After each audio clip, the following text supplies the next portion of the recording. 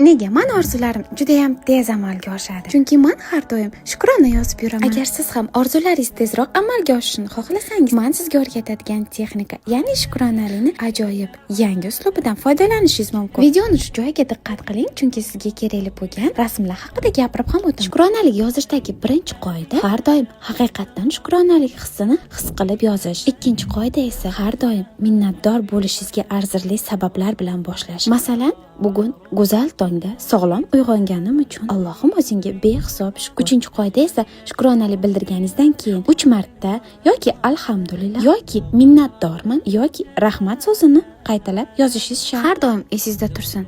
Alloh qanchalik shukrona bildirsiz, shunchalik siz shukronalik bildirayotgan narsalaringizni ko'paytirib beradi. Uyingizga kirib kelayotgan hattoki ikkitagina nonni ham shukr keltirib qabul qilsangiz, Allohim sizning rizqingizni yanada ziyoda qilib beradi. Profilimga obuna bo'lib qo'ying. Shu va shu kabi ma'lumotlarni har doim bepul berib boraman. Bu rasmlar esa miya uchun aniq signal yuborishga yordam beradi. Men asosan ularni orzulari, haqiqatan shukr bildirmoqchi bo'lgan narsalarimga qarab tanlab chiqartirib olaman.